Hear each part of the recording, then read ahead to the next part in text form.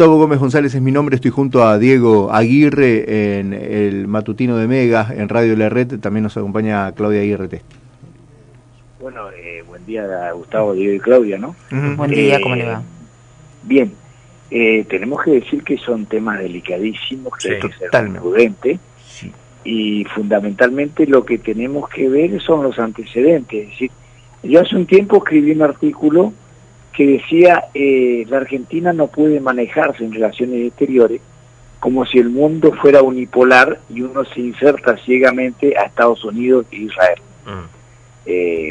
Definición que había hecho el presidente de la República, que no se discutió en el Parlamento argentino, que es una estrategia clave porque es política de Estado lo que uno tiene que hacer, más cuando la Argentina ha tenido un comportamiento en términos de promedio de neutralidad.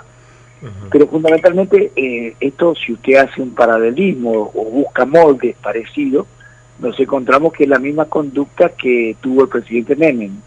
Y no es casualidad que cuando se sustituye el Salón de las Mujeres por los héroes argentinos, el héroe del siglo XX aparece siendo Menem para el presidente de la República, según el Salón que se colocó la foto de presidente.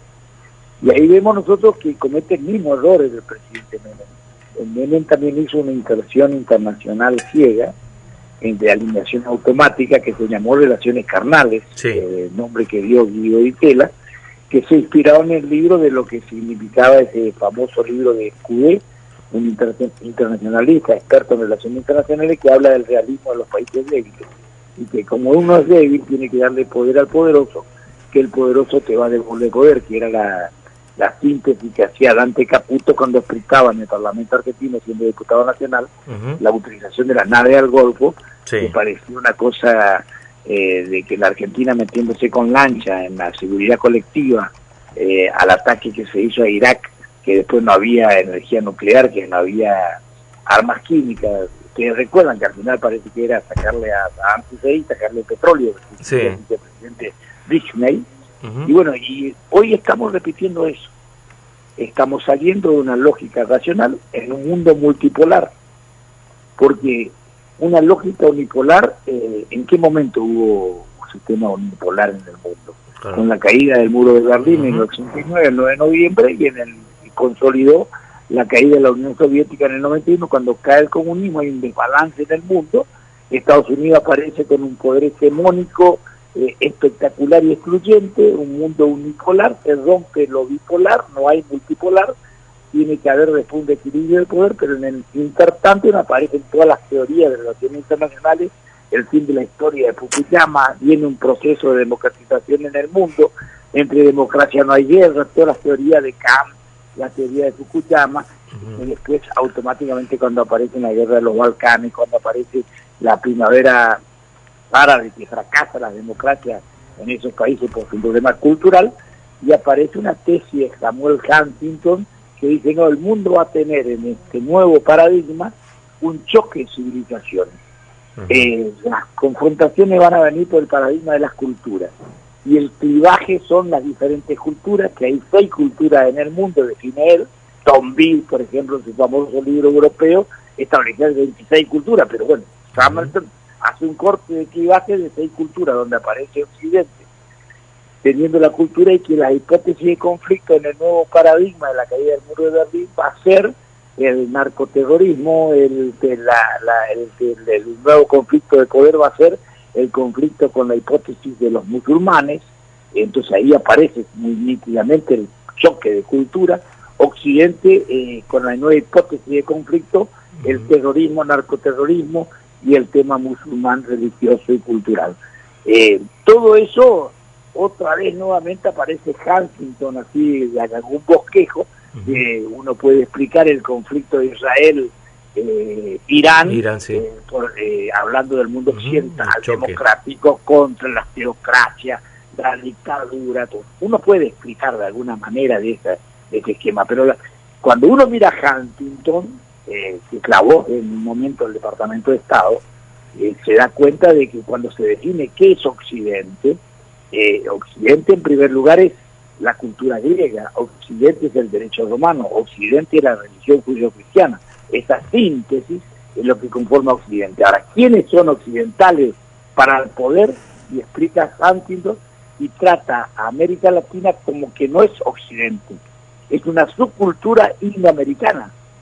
Y nosotros nos estamos anotando con el presidente sobreactuando, con un gabinete de crisis, embajador de Israel en la pre-reunión, en la antesala de la reunión de gabinete, para no discutir el tema central, pero nos encontramos sobreactuando en un esquema de que fundamentalmente en relaciones internacionales, lo que nosotros siempre decimos y se repite en el mundo como inexorable, uno no es en relaciones internacionales lo que dice que es.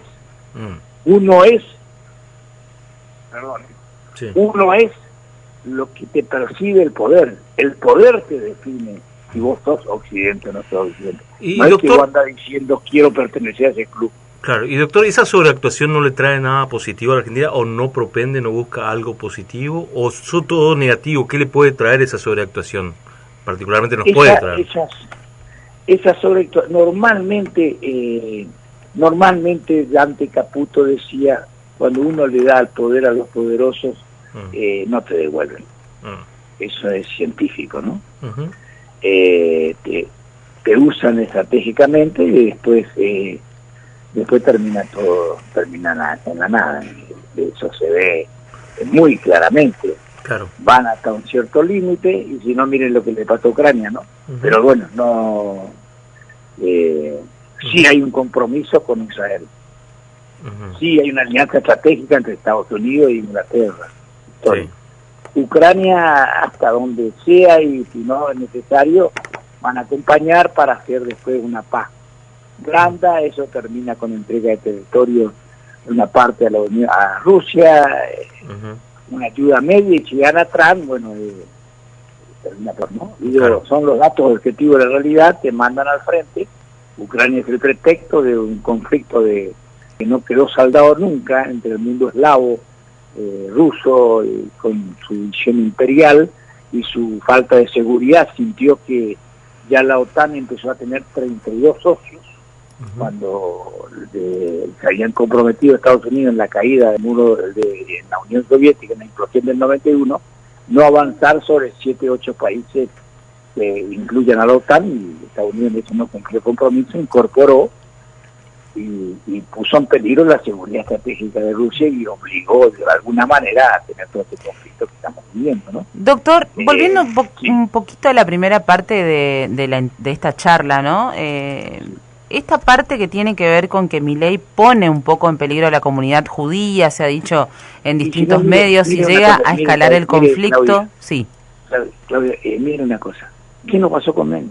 Después de 40 años, claro, la sentencia esta que nosotros vimos de Ledesma, Maike, sí, y esta señora que no me acuerdo el nombre ahora, la tercera camarista de la nación, dicen que el ataque de la bomba de Irán fue como consecuencia de incumplimiento, de pacto de incumplimiento de Menem. Como también se decía que la muerte del hijo de Menem, se decía, ¿no? Eso no quedó nunca claro. La muerte del hijo fue una cuenta que se cobró Medio Oriente con unos incumplimientos. Pero ¿qué quiero decir? ¿Cómo terminan todas estas cosas? Nos meten en un conflicto. El Medio Oriente es un conflicto bíblico. Claro. Estratégico para altas potencias, de alta complejidad. ¿Por qué tenemos que decir nosotros sargento ayudante presente en un conflicto de esa envergadura cuando nosotros tenemos unas prioridades estratégicas de país de crecimiento intermedio irrelevante en términos de relaciones internacionales? En términos de lo que yo le decía, uno no es lo que uno percibe, percibe, sino es lo que uno considera que es en términos de potencia, ¿no? Claro. Bueno, y puntualizando ahí, ¿cuál cree que debería ser ahora la postura de Milei? ¿Cómo debería él actuar ante esta situación? Uno puede decir legítimamente, Israel tiene derecho a defenderse, fue atacado injustamente. Tú puedes hacer el análisis, pero lo que no puede es sobreactuar.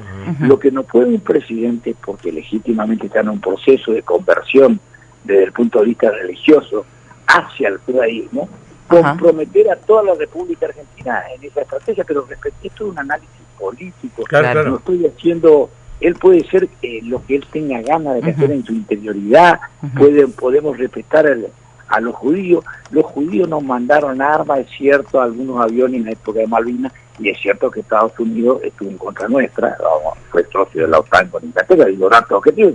No sé por qué tenemos que ser socios de alianza ciega y estratégica. Es un mundo multipolar que tenemos que manejar relaciones.